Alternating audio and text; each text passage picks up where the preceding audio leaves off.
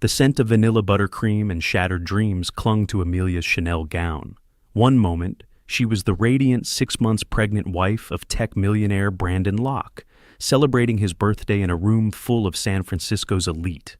The next, a slice of his custom-made cake was sliding down her face, a cold, sticky testament to his rage. The flash of a dozen iPhones seared the image into the digital ether. The humiliated wife, the furious husband, and a forgotten credit card. They thought they were witnessing the end of a fairy tale. They had no idea they were watching the birth of a queen. The restaurant, Aperture, was less a place to eat and more a testament to Brandon's power. Perched atop a skyscraper overlooking the glittering expanse of the San Francisco Bay, its minimalist decor screamed wealth. Each table was an island, bathed in a soft, intimate spotlight, ensuring privacy for the city's titans of industry. Amelia felt the familiar, gentle pressure of Brandon's hand on the small of her back as he guided her through the hushed room. "Darling, you look breathtaking," he murmured, his voice a low thrum that always made her feel both cherished and owned. He had chosen her dress, a pale blue silk sheath that hugged the graceful swell of her pregnancy. He said it matched her eyes. Amelia knew it was because it made her look demure, the perfect accessory to his sharp, custom-tailored Tom Ford suit.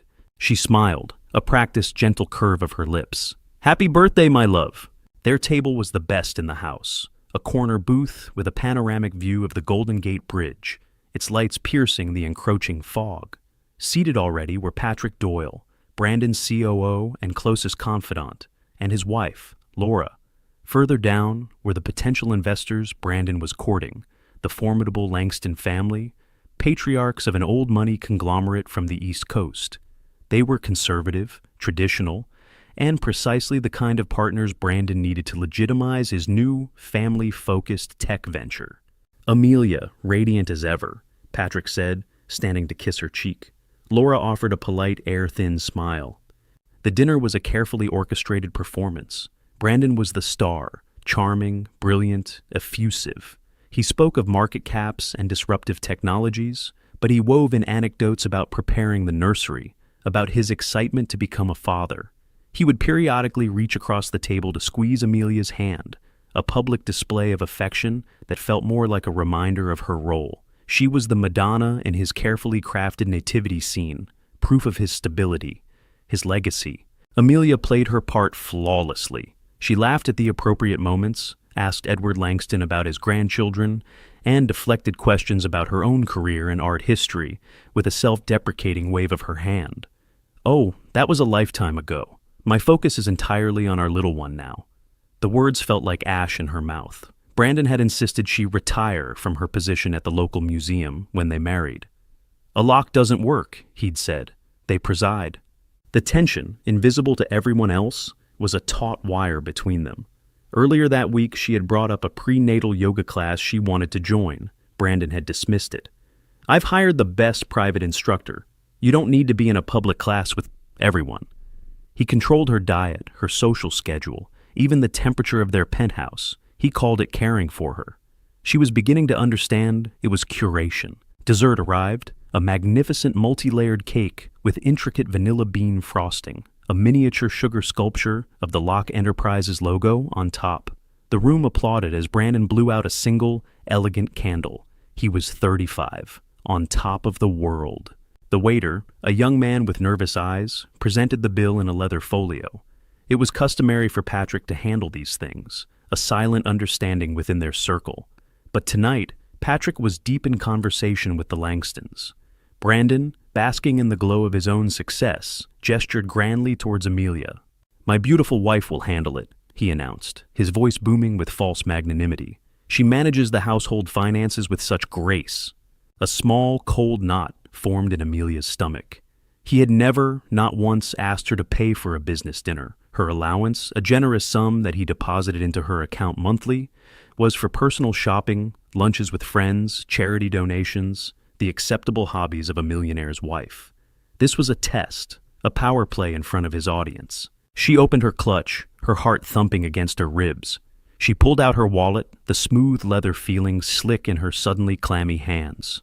She knew, with a sickening certainty, what she would find, or rather, what she wouldn't. the sleek black Centurion card Brandon had given her. It wasn't there. She remembered taking it out to pay for a baby gift earlier that day and leaving it on the marble countertop in their dressing room. Her blood ran cold. "Brandon," she whispered, leaning towards him, her voice barely audible. "My card. I think I left it at home." His smile didn't falter, but his eyes, the warm hazel eyes she had fallen in love with, turned to chips of ice. The shift was terrifyingly swift. "What did you say?" he asked, his voice a low, dangerous growl that only she could hear. "I'm so sorry, I must have forgotten it. Can't you or Patrick? Are you incompetent?" The words were a dagger. "I ask you to do one simple thing, in front of the Langstons." The air crackled. The happy chatter at the table died down as they sensed the shift in atmosphere. Edward Langston cleared his throat, looking uncomfortable. "It's fine, Brandon," Patrick said quickly, reaching for his own wallet. "I've got it." But Brandon wasn't looking at Patrick. His gaze was locked on Amelia, a venomous, humiliating stare. He felt his authority challenged, his perfect image cracked by her simple, human mistake. He saw the pity in the Langstons' eyes. He saw his multi-billion-dollar deal jeopardized by a forgotten piece of plastic. "No," Brandon said, his voice suddenly loud and clear. He stood up. He picked up the silver cake server, dug it into the remnants of his birthday cake, and scooped up a large, messy wedge of vanilla and buttercream. Time seemed to slow down. Amelia saw the investors' shocked faces, Laura's hand flying to her mouth, Patrick's look of horror. She saw the rage contorting her husband's handsome features into something ugly and unrecognizable. And then he lunged. He didn't just throw it, he smeared it. With a vicious, deliberate motion, Brandon Locke pressed the cake into his pregnant wife's face, grinding it into her hair, her neck, the front of her expensive silk dress. The room fell into a dead, horrified silence, punctuated only by Amelia's sharp, involuntary gasp. The cold, sticky sweetness filled her nostrils. Icing dripped from her eyelashes, blurring her vision. For a moment, she was paralyzed, the sheer public humiliation, a physical blow. A single silent tear traced a clean path through the sugary mask on her cheek. The flash of a phone camera went off, a stark, brutal sound in the silence. The fairy tale had just ended. The silence in the back of the Rolls-Royce Phantom was a living entity, thick, suffocating, and colder than the San Francisco fog swirling outside the tinted windows. Amelia sat rigidly on her side of the plush leather seat, the reek of vanilla and sugar a cloying insult. Shards of dried frosting were matted in her hair, and a large, greasy stain marred the pale blue silk of her dress. She hadn't bothered to wipe all of it away in the restaurant's bathroom. She wanted him to see it. She wanted the stain to scream at him for the entire ride home.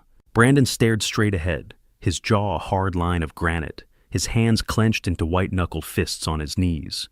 He hadn't spoken a word since Patrick had hastily settled the bill, and they'd been ushered out a back exit, away from the prying eyes and whispered gossip that had erupted in the wake of his monstrous act. The investors had left without a word, their disapproval a palpable wave. Amelia's mind was a maelstrom of shock and shame. The image of their faces, of Edward Langston's disgusted grimace and his wife's horrified pity, was burned into her memory. But beneath the humiliation, a different emotion was beginning to crystallize, a cold, hard rage. It started as a tremor in her hands and was slowly spreading through her, burning away the fog of disbelief. This wasn't just about a forgotten credit card. This was about the yoga class. It was about her retired career. It was about the friends he'd subtly pushed away, the opinions he'd systematically dismissed. It was about every small act of control that had seemed like love, every restriction that had been framed as protection. The cake wasn't the start of the problem. It was merely the ugliest, most public symptom of a disease that had been rotting their marriage from the inside out. She had been a project for him. Amelia Cross, the bright, slightly naive art historian from a middle-class family in Sacramento. He had plucked her from her life, polished her, dressed her in designer clothes, and placed her in his penthouse, a beautiful object to complete his collection. And tonight, the object had proven defective. Finally, as the car swept across the Bay Bridge, its lights a blur of indifferent gold, Brandon spoke. His voice was low and devoid of emotion, as if he were discussing a failed quarterly report. "You embarrassed me, Amelia." Her head snapped toward him, The sheer audacity of his words stole her breath. "I embarrassed you?" she whispered, her voice trembling with barely suppressed fury. "You had one responsibility, one, to sit there, look beautiful, and not cause a problem, and you failed, in front of the most important business partners of my career. I made a mistake, Brandon, a simple, human mistake. I forgot a card. You assaulted me." The word felt foreign, and yet perfectly right. He finally turned to look at her, and his eyes held no remorse, only icy annoyance. "Don't be so dramatic. It was a piece of cake, a bit of theatrics to show my displeasure. You made me look weak. You made me look like my house isn't in order. The Langstons value strength, control. You made us a laughingstock." Her house isn't in order. The phrase echoed in the silent car. That's all she was to him. A part of his house, an asset to be managed. The baby, their son, was just another subsidiary of Locke Enterprises. The rage inside her solidified into something sharp and clear. The fear was gone. The shame was gone. In its place was a terrifying, exhilarating clarity. She saw him not as her husband, not as the man who had once wooed her with trips to Paris and whispered promises of forever, but as a stranger. A cold, calculating tyrant whose kingdom was built on image and whose heart was a barren vault. She said nothing else. There were no words. Arguing with him would be like reasoning with a storm. He would twist her words, gaslight her into believing his reaction was somehow her fault. She had played that game before, over smaller things, and always lost. Not tonight.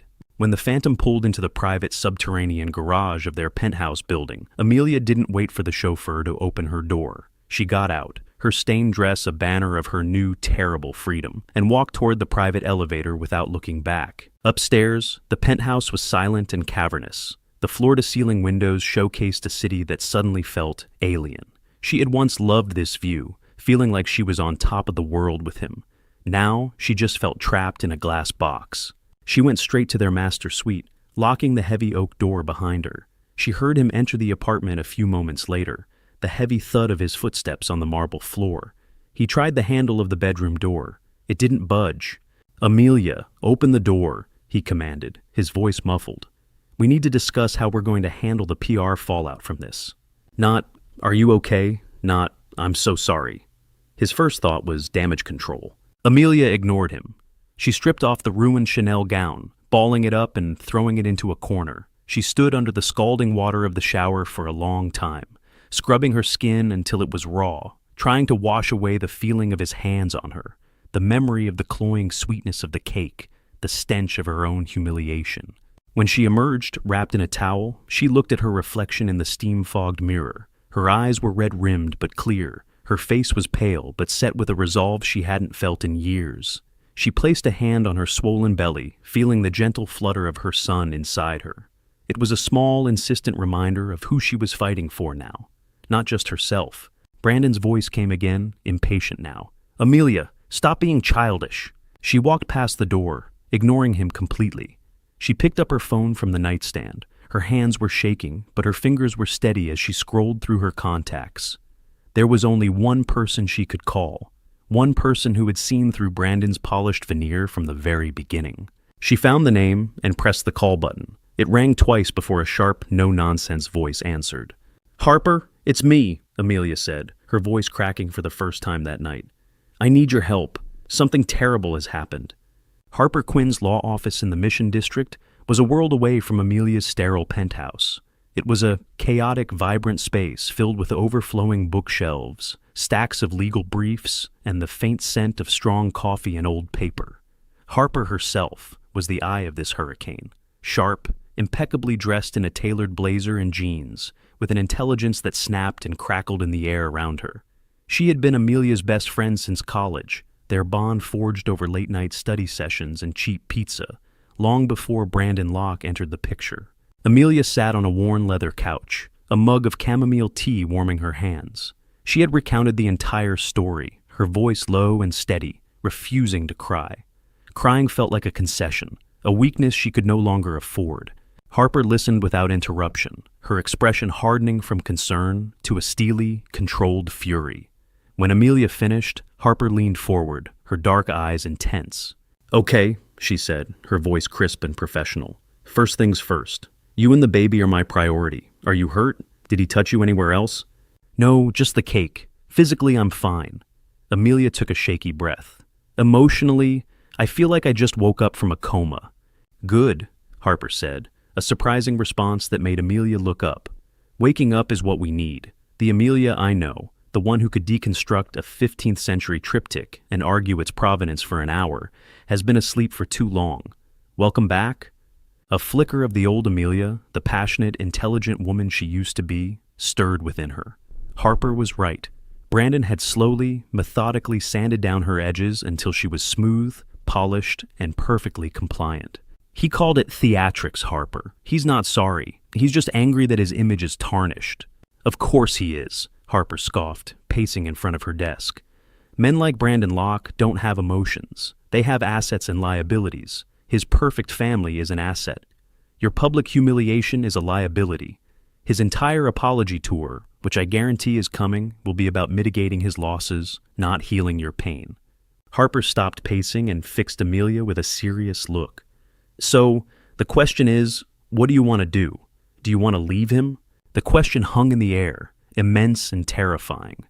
Leaving Brandon meant leaving the life of unimaginable luxury and security he provided. It meant a public, messy divorce that would be fodder for gossip columns for months. It meant raising her son alone. But staying? Staying meant suffocating. It meant raising her son in the shadow of a tyrant, teaching him that this was how a man treated a woman. Amelia placed a hand on her belly. "I can't bring a child into that house," she said, her voice gaining strength. "I can't let my son think that what his father did is acceptable. I want out." A slow, determined smile spread across Harper's face. "Good. That's the first step. But we're not going to just walk away. We're not going to be the victims in his narrative. We are going to be the architects of his downfall." Harper's energy was infectious, clearing the last vestiges of Amelia's fear. "What do you mean?" "Think about it, Amelia. Why this dinner? Why the Langstons? Brandon is a tech guy, new money. The Langstons are old-world industrialists. They're like oil and water. Why was he so desperate to impress them that he'd snap over a credit card?" "He's launching a new venture," Amelia recalled. "Something about educational technology, a platform for families. He said their backing would give it legacy legitimacy." Harper's eyes lit up. "Family values, legacy, that's our angle." She started typing furiously on her laptop.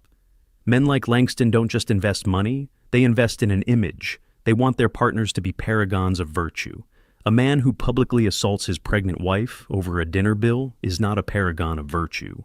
She pulled up a news feed. It was already there. A blurry photo, clearly taken on a phone, was circulating on a popular gossip blog. The headline read, "Tech mogul Brandon Locke's sweet gesture turns sour, an eyewitness account." The story was still vague, but the image was damning. Amelia, head bowed, face covered in cake, Brandon standing over her like a thundercloud. "The first stone has been thrown," Harper said, looking at the screen. "Now we build an avalanche." Harper's plan was simple, yet brilliant. It wasn't about filing for divorce immediately. That was a predictable move. This was about seizing control. "First, we need leverage," Harper explained, her mind working like a high-speed processor. "We need to know the specifics of this deal with Langston Global. Is there a morality clause? What are the terms? You're still his wife. You have access." "He keeps everything on his personal server. It's encrypted. I don't have the passwords," Amelia said, her hope deflating. "You don't need them," Harper countered. "He has a home office, right? Physical documents, a personal laptop he sometimes leaves unlocked." Amelia's mind raced. "Yes, sometimes, when he takes a call, he walks out and leaves his laptop open on his desk. That's our window. I need you to go back to that penthouse, Amelia. I know it's the last place on earth you want to be, but you need to play the part. Be the penitent wife. Apologize for your mistake. Let him think he's won, that he's put you back in your box. And while he's basking in his own magnanimity, you are going to be a spy in your own home. Find me the details of that deal." The thought of facing Brandon again, of pretending to be meek and sorry, made Amelia's stomach churn. But the thought of walking away with nothing, of letting him paint her as an unstable, emotional woman, was worse. "I can do it," she said, the words feeling solid and real. I'll do it for my son." "That's my girl," Harper said, squeezing her shoulder. "He threw cake at you to humiliate you, to show you that you were nothing. We're going to use that humiliation, that image, and turn it into a weapon he never sees coming. He thinks he's playing chess, but he doesn't realize we're about to flip the entire board." Leaving Harper's office, Amelia felt a sense of purpose she hadn't experienced in years. The city lights didn't seem so alien anymore. They looked like a challenge. She was no longer just Amelia Cross, art historian. She was no longer just Mrs. Brandon Locke, society wife. She was a woman on a mission, and the war had just begun. Returning to the penthouse was one of the hardest things Amelia had ever done. The elevator's silent ascent felt like a journey into the belly of the beast. With every floor, she rehearsed Harper's instructions, steeling her nerves, pushing down the visceral urge to turn and flee. Be the penitent wife. Let him think he's won. She found Brandon in his home office, a vast room of glass and chrome overlooking the glittering city. He was on the phone, his back to the door, his voice sharp and commanding. He was already in damage control mode. "No, listen to me. PR is handling it. We'll frame it as a playful spat, a misunderstanding, a moment of passion. Yes, I'll speak to him personally." He sensed her presence and turned, his eyes narrowing. He ended the call without a goodbye. The air thickened with unspoken accusations. Amelia didn't wait for him to speak. She took a deep breath and began her performance. She walked towards him, her gaze fixed on the floor, the picture of contrition. "Brandon," she began, her voice a carefully modulated whisper. "I am so sorry. I don't know what I was thinking. Leaving the card at home, it was careless and stupid. I ruined your birthday. I embarrassed you in front of everyone. There's no excuse." She let a single tear roll down her cheek, a calculated touch of vulnerability. She hated herself for it, but she knew it was what he needed to see. Brandon watched her, his expression unreadable. He was a predator sensing a wounded animal. For a long moment he said nothing, letting her squirm in the silence. Then, a slow, patronizing smile touched his lips. He had won. She was back in her box.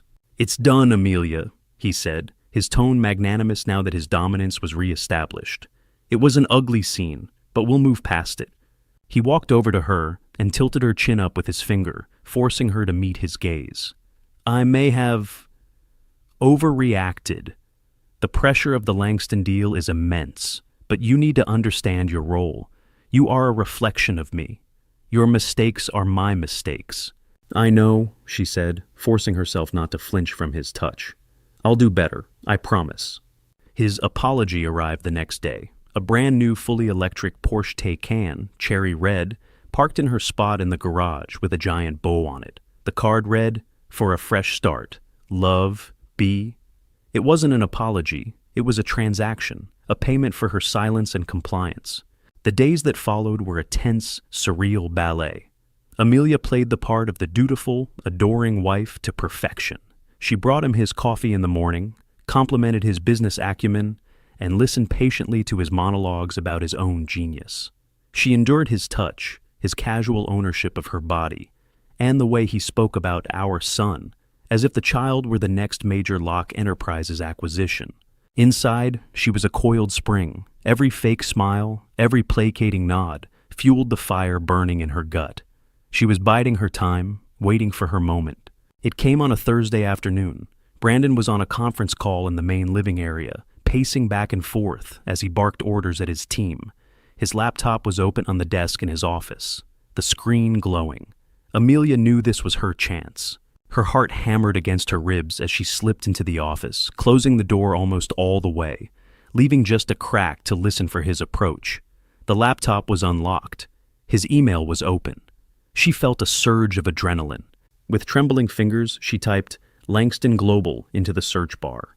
A chain of emails appeared. Attached to the most recent one was a PDF file labeled Project Legacy, Term Sheet Draft. Her hands shook as she plugged in a tiny flash drive Harper had given her. The drive was disguised as a Cartier pendant on a necklace she wore. It was a piece of spycraft that had seemed overly dramatic in Harper's office, but felt chillingly necessary now. The file was large. The progress bar on the screen seemed to move in slow motion. Each second stretched into an eternity. She could hear Brandon's voice from the other room, his footsteps as he paced. Was he coming closer? Come on, come on! The transfer complete notification popped up.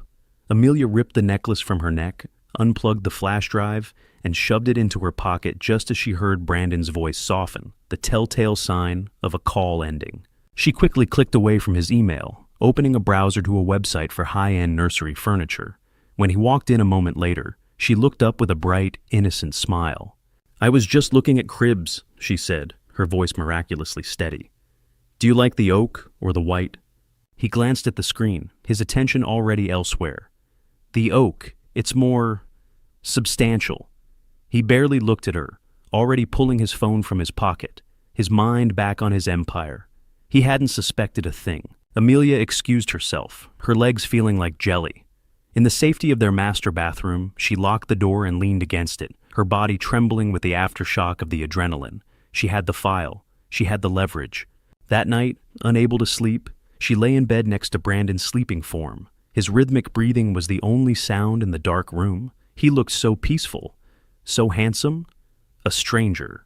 She thought about the man she had married, or the man she thought she had married. Had the kindness all been an act, or had he changed? Or, more terrifyingly, had she simply refused to see the monster that was there all along? She slipped out of bed and went to the large walk-in closet, a room larger than her first apartment. In the back, tucked away in a dusty box, were her old art history textbooks. She pulled one out, the familiar weight of it a comfort in her hands. She flipped through the pages, the images of Renaissance art a balm to her fractured soul. She stopped at a chapter on Artemisia Gentileschi, the 17th century painter who had channeled her own trauma and rage into powerful, visceral paintings of strong women. Looking at Gentileschi's Judith-slaying Holofernes, Amelia felt a profound and startling kinship across the centuries. It was a painting of righteous fury, of a woman taking back her power from her abuser. A quiet resolve settled over her. She was not a victim. She was a strategist. And like Judith, she would be the one to wield the sword. She closed the book, her mission clearer than ever. She wasn't just escaping, she was going to dismantle his kingdom from the inside out. Amelia met Harper at a small, anonymous coffee shop in North Beach the next morning. The air was thick with the scent of roasted espresso beans and fog. Amelia slid the flash drive, now removed from its pendant casing, across the table. "I got it," she said, her voice low. "The term sheet for Project Legacy." Harper's eyes gleamed with triumph. She took the drive, her expression a mixture of pride and fierce protectiveness. "You are incredibly brave, Amelia. Do you know that?" Amelia managed a small smile. "I was terrified, but thinking about what he did, what he is, makes me brave." Harper plugged the drive into a sleek, encrypted tablet. She navigated to the file, and her eyes scanned the dense legalese of the document. For several minutes, the only sounds were the hiss of the espresso machine and Harper's occasional sharp intake of breath. "Oh, this is better than I could have hoped for," Harper murmured, her finger tracing a line on the screen. She turned the tablet so Amelia could see. She pointed to Section 8, subsection C. The heading was Personal Conduct and Morality Clause. Amelia read the paragraph. The language was archaic and steeped in the corporate conservatism, but the meaning was crystal clear. It stated that any principal of the joint venture, namely Brandon Locke, must conduct his personal and public life in a manner consistent with the highest standards of family values, moral character, and ethical repute.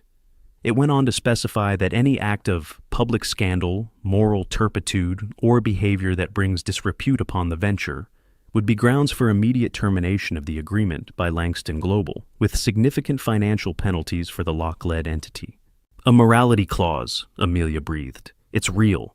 "It's an ironclad, fire-breathing dragon of a morality clause," Harper corrected, her excitement palpable. "The Langstons aren't just investing in his tech, they're investing in the myth of Brandon Locke, the perfect family man. This document makes your marriage, your pregnancy, and your public image a material component of the entire multi-billion-dollar deal." The pieces clicked into place, forming a picture of breathtaking cynicism. Brandon's sudden insistence on a family brand, his carefully curated Instagram posts of them preparing the nursery, his desperation at the restaurant. It wasn't about love or legacy in the emotional sense. It was about securing this deal. She and their unborn son weren't his family. They were his collateral. The realization hit her not with a fiery rage, but with a profound, hollowing cold.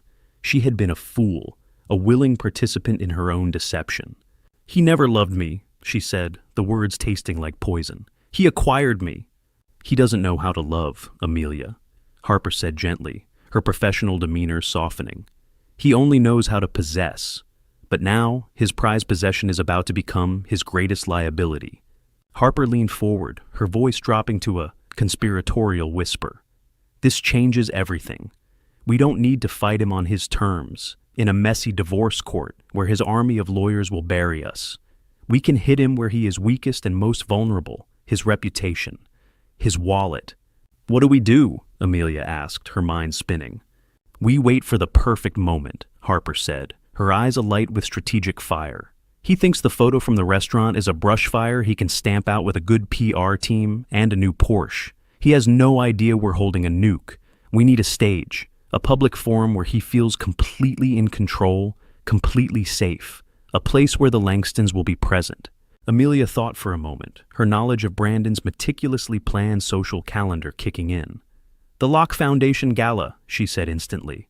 "It's in 2 weeks. It's his signature event of the year. He raises money for children's charities. It's the peak of his philanthropic family man persona. The Langstons are the guests of honor this year."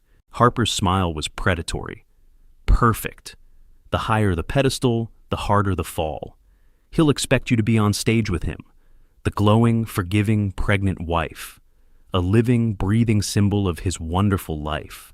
And what will I be instead?" "You," Harper said, "will be the truth." The plan began to form, a daring and terrifying strategy. It would require a performance far more convincing than the one she was currently staging at home.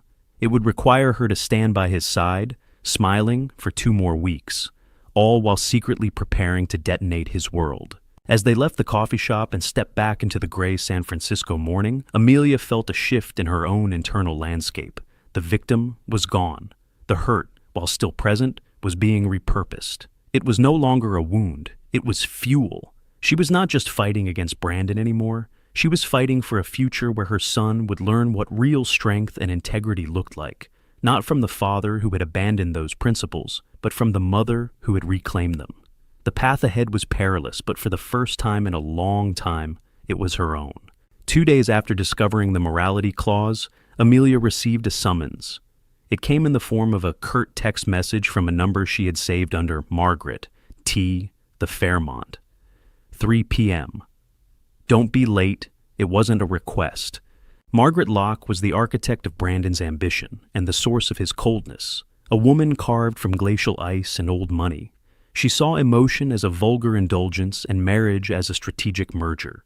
Amelia had always been unnerved by her, by the way Margaret's pale blue eyes assessed her with the detached scrutiny of a jeweler examining a flawed diamond.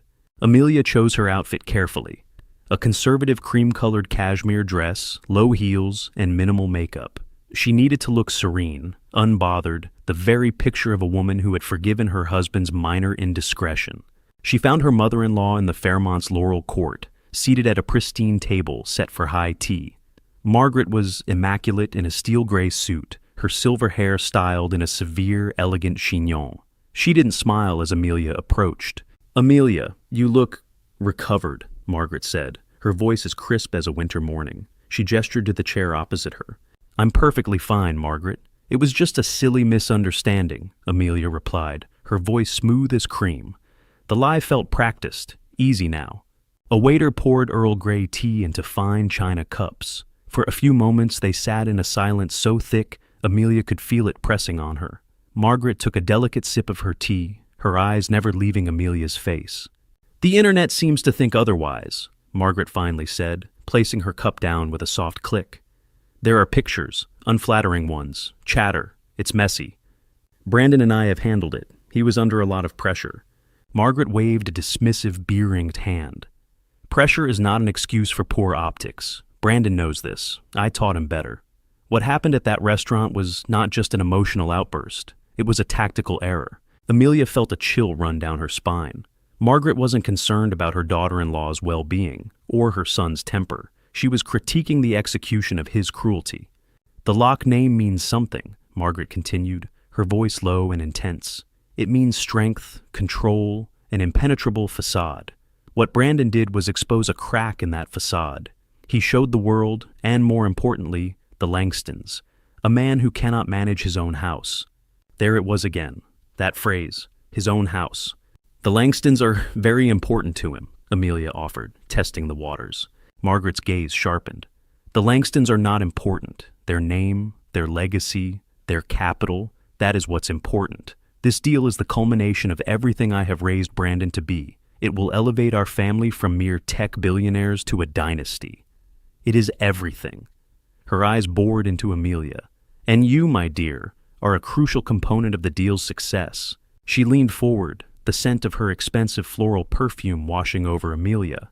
Your little incident has created a problem that must be solved before the Foundation Gala. The Langstons will be there. The world will be watching. There can be no doubt in anyone's mind that the Locke family is the picture of stability and devotion. What are you suggesting? Amelia asked, her teacup rattling faintly in its saucer. I am not suggesting. I am instructing, Margaret said, her voice dropping the last pretense of civility. At the gala, you will be by Brandon's side. You will look at him with nothing but adoration. When he gives his speech, you will weep with pride. You will be the perfect forgiving wife and mother-to-be. You will erase the memory of that unfortunate photograph and replace it with an image of unwavering solidarity. Are we clear? The sheer unadulterated coldness of the command was staggering. Margaret didn't care if Brandon was a monster in private, as long as he played the part of a prince in public. She was the director of this grand play, and Amelia was just an actress with a non-negotiable script. But Amelia was no longer the frightened girl who had first met this formidable woman. She had the term sheet. She had a plan. And she found, to her own surprise, that Margaret's threats no longer intimidated her. They clarified things. Brandon wasn't an anomaly. He was a product, a carefully manufactured monster, created by the woman sitting right in front of her. Amelia met Margaret's icy gaze with a newfound calm. She gave her a slow, beatific smile, the very picture of compliance. Of course, Margaret, she said, her voice like honey. I understand completely. The family's image is paramount. I would never do anything to jeopardize Brandon's deal. You can count on me to play my part perfectly. For the first time, a flicker of something, perhaps surprise, perhaps satisfaction, crossed Margaret's face. She believed she had won. She had put the little middle-class girl back in her place. Good, Margaret said. Leaning back in her chair, the audience concluded. I'm glad we understand each other. As Amelia left the Fairmont and stepped out into the bustling city, she felt a profound sense of pity for the woman she had just left behind. Margaret had spent her entire life building a fortress of wealth and power, but she lived in the coldest, loneliest room. She had traded love for legacy and raised a son who could only value a person by their utility. The encounter had solidified Amelia's resolve. Her actions at the gala would not just be for her and her son. They would be a blow against the entire rotten, gilded cage the Lockes had built around themselves. She wasn't just escaping her husband. She was rejecting their entire poisonous ideology. And the stage for her rebellion was now officially set. The 2 weeks leading up to the Locke Foundation Gala were the most surreal of Amelia's life. On the surface, everything was perfect. Brandon, believing she was fully subdued and back under his control, was magnanimously charming. He showered her with gifts, a diamond necklace to be worn at the gala, a first-edition collection of art history books, a private chef to cater to her pregnancy cravings. Each gift felt less like an act of love and more like a gilded chain, reinforcing her role as his prized possession. Amelia played her part with an Oscar-worthy performance. She was the loving, forgiving wife. She accompanied him to pre-gala luncheons, smiling serenely, her hand placed proprietorially on her stomach, a constant visual reminder of the Locke legacy in progress. She discussed nursery colors with Laura Doyle and allowed Margaret to advise her on the appropriate tone for a society wife's public life. Beneath the placid surface, however, a revolution was brewing. Her evenings were spent in secret. After Brandon fell asleep, she would retreat to her study, the one room in the penthouse that was truly hers. There, on an encrypted laptop provided by Harper, she worked. The first step was securing her independence. Harper had discovered a clause in her prenuptial agreement that Amelia herself had insisted upon, much to Brandon's annoyance at the time. It stipulated that a small but significant trust fund, inherited from her grandparents, would remain solely her property, untouched and unmanaged by Brandon. It was a pittance compared to his fortune, but it was enough. Enough for a new life, a safe home for her and her son. With Harper's help, she arranged to have the funds transferred to a new private account under her maiden name. The second, more audacious step was preparing her speech. She wasn't just going to announce she was leaving him. That would be dramatic, but it wouldn't be enough. She needed to dismantle his narrative and build her own in its place. She spent hours writing and rewriting, honing each word until it was a polished weapon. She didn't want to sound like a hysterical, scorned woman. She needed to be calm, articulate, and powerful. Her voice needed to be one of quiet dignity, not shrieking rage. The power of her message would be in its undeniable, heartbreaking truth. She also began laying the groundwork for her final move. She researched domestic abuse charities, women's shelters, and legal aid societies. She made calls, speaking to directors and founders, learning about their work and their needs. A new idea began to form, a way to turn her pain into a purpose that was bigger than just her own escape. Harper was her co-conspirator, her general. They had daily, clandestine phone calls. "He's booked a table for the board of the Children's Health Initiative right next to the Langstons," Amelia reported one night, whispering into her phone from the cavernous walk-in closet. "He's creating an ecosystem of family values right around them." "Perfect," Harper's voice crackled back. "The more saints he surrounds himself with, the more demonic he'll look when the truth comes out. How are you holding up?" "I feel like a spy in my own life," Amelia admitted. "Every time he touches me, I have to fight the urge to recoil. But then I think about the gala, I think about my son, and I can do it." The night before the event, Brandon stood behind her as she looked at her reflection in the mirror. She was wearing the dress he'd had custom made for her, a stunning, floor-length gown of emerald green silk that made her look like a goddess of fertility. The diamond necklace he'd bought her glittered at her throat. He wrapped his arms around her, resting his hands on her stomach. She could see his reflection in the mirror, his handsome face smiling, radiating satisfaction. "Look at us," he said, his voice a proud murmur against her hair. "The perfect family. Tomorrow night, the Langstons will see this. They'll see our future, our legacy. After the gala, the deal will be done." He thought he was looking at a masterpiece of his own creation. He had no idea he was looking at his executioner. "It will be a night to remember," Amelia said, meeting his eyes in the mirror. She infused her voice with a double meaning only she could understand. He kissed her shoulder. "Get a good night's sleep. You're the star of the show tomorrow, my love. You and our boy." That night, Amelia didn't sleep at all. She sat by the window, watching the city lights, the speech she had written committed to memory. She thought about the woman she had been when she first met Brandon, hopeful, a little naive, but full of passion for her work and her life. He hadn't just controlled her. He had tried to extinguish that fire, but the fire wasn't out. He had only banked the embers, and tomorrow night, at the height of his triumph, in a room filled with his most important allies, she was going to use those embers to burn his entire world to the ground. The storm was here, and she was its calm, quiet, devastating center. The grand ballroom of the Ritz-Carlton was a symphony of opulence. Crystal chandeliers, weighing as much as small cars, dripped light onto a sea of San Francisco's most powerful people. The air hummed with polite laughter, the clinking of champagne flutes, and the scent of money and expensive perfume. This was Brandon Locke's court, and tonight he was its undisputed king. Amelia stood by his side in the receiving line, a serene smile plastered on her face. Her emerald gown shimmered under the lights, and she felt the weight of hundreds of eyes on her swollen belly. She was the living embodiment of Brandon's success, the beautiful vessel for his legacy. Each compliment she received, "You're glowing," "Motherhood suits you," felt like a small cut. When the Langstons arrived, Brandon's charm went into overdrive. He introduced Amelia with a flourish. "And this, of course, is my better half, my inspiration, Amelia." Edward Langston, a stern-faced man with eyes that missed nothing, gave her a polite nod. "A pleasure, Mrs. Locke. I'm glad to see everything is, well." The slight pause was deliberate, a clear reference to the incident at the restaurant. "We've never been better," Amelia replied, her voice as smooth as silk, meeting his gaze without faltering. "A strong marriage isn't one without disagreements, but one that grows stronger by overcoming them." She saw a flicker of respect in the old man's eyes. Brandon squeezed her hand, pleased with her perfect scripted response. He had no idea the script she was truly following was her own.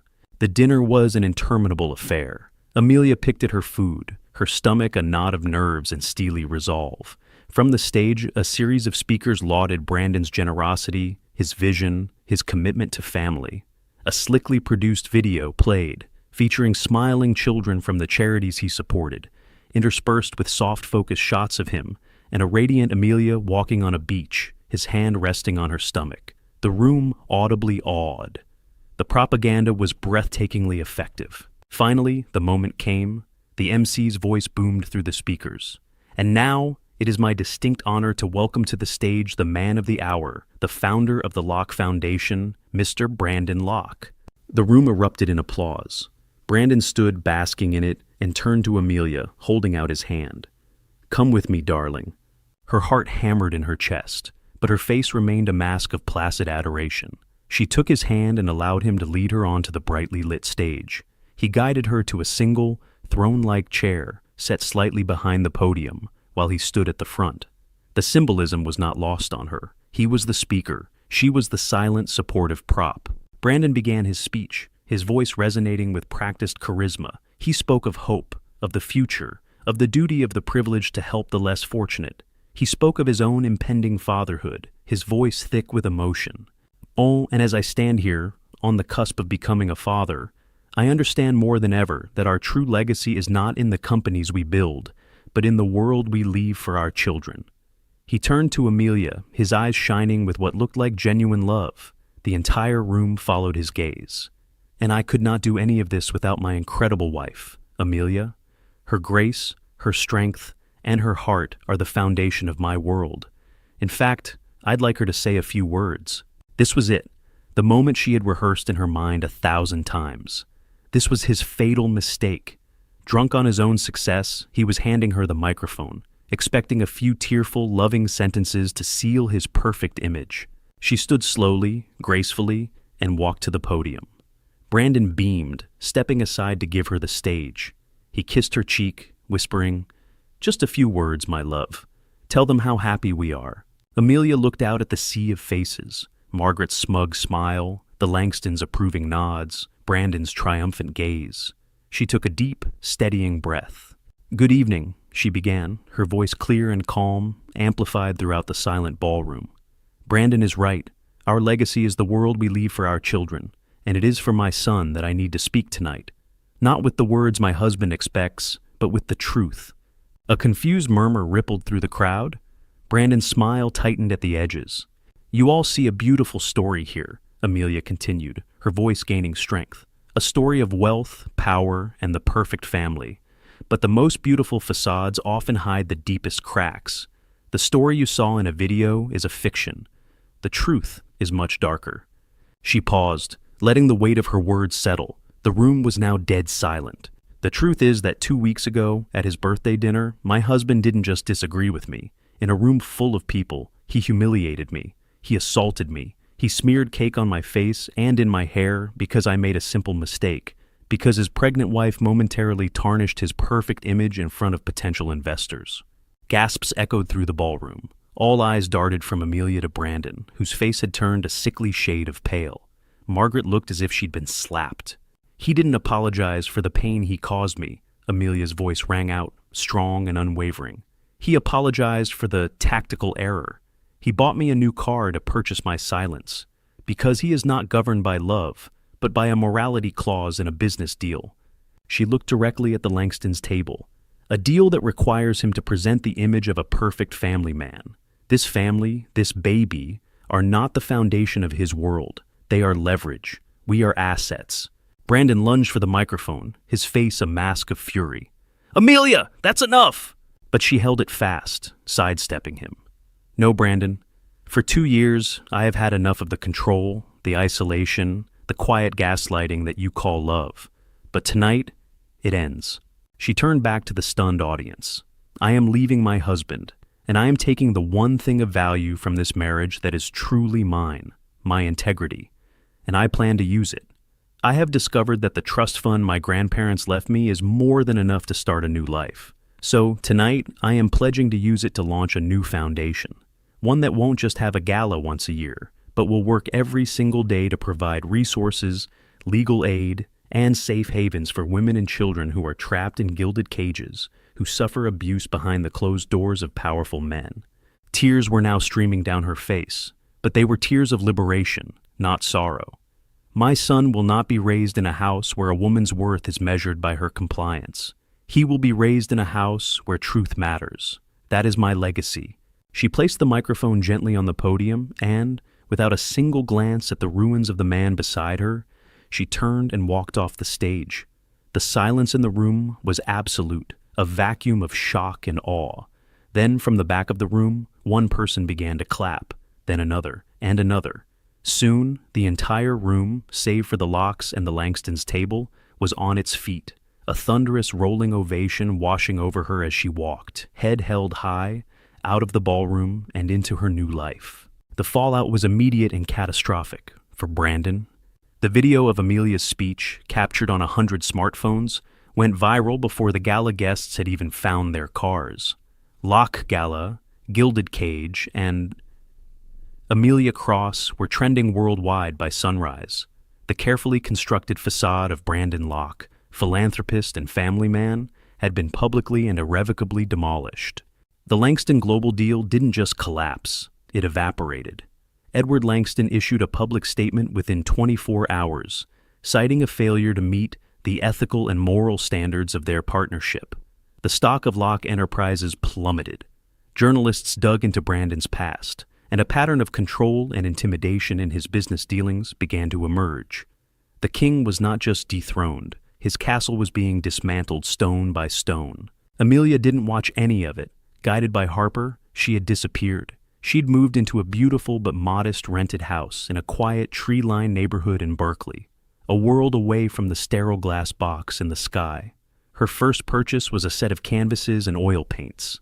The simple act of mixing colors, of creating something with her own hands, felt like breathing again after years of being underwater.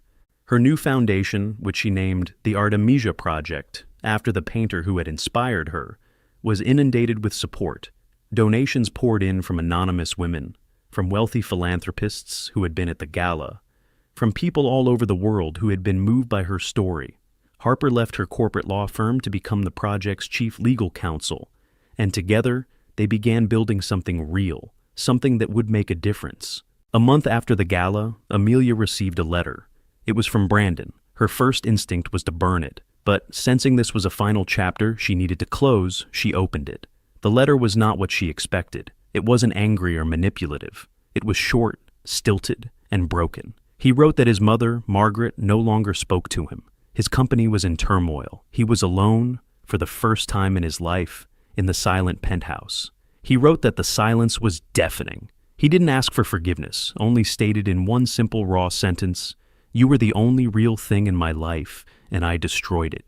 Amelia read the letter, and for the first time, felt a flicker of something akin to pity, not enough to reconsider, not enough to forgive, but enough to understand. He was a man so trapped in the prison of his own making that he didn't know how to exist outside of it. His redemption, if it ever came, would be a long, lonely road that he had to walk by himself. She folded the letter and put it away. His journey was no longer her concern. 3 months later, Amelia was in the newly opened office of the Artemisia Project. It was a bright, welcoming space, filled with determined women working to help others. She was on the phone with their first major client, a young woman trying to escape an abusive relationship with a powerful executive, offering her legal resources and a safe place to go. As she spoke, she felt a strong, definite kick from within her belly. She paused, a slow, genuine smile spreading across her face.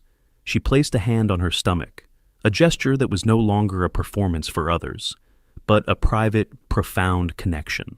The sun streamed through the window, illuminating the dust motes dancing in the air. Her life wasn't a fairy tale anymore. It was better. It was real. It was a life built not on the fragile foundation of a man's approval, but on the bedrock of her own strength, her own purpose, her own truth. And she knew with a certainty that settled deep in her soul that her son would be born into a world where his mother's legacy was one of courage, The story of the humiliated wife was over. The story of the woman who changed the world, starting with her own, had just begun. Amelia's journey from a gilded cage to a life of purpose is a powerful reminder that our greatest strength is often forged in our deepest pain. She didn't just escape her abuser, she reclaimed her own story and used it to light the way for others. Her next move wasn't just shocking, it was revolutionary.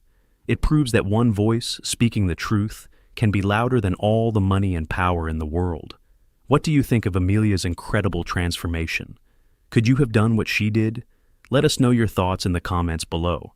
If her story of courage and resilience touched you, please give this video a thumbs up, share it with someone who needs to hear it, and don't forget to subscribe for more real-life stories that inspire and empower. Thank you for watching.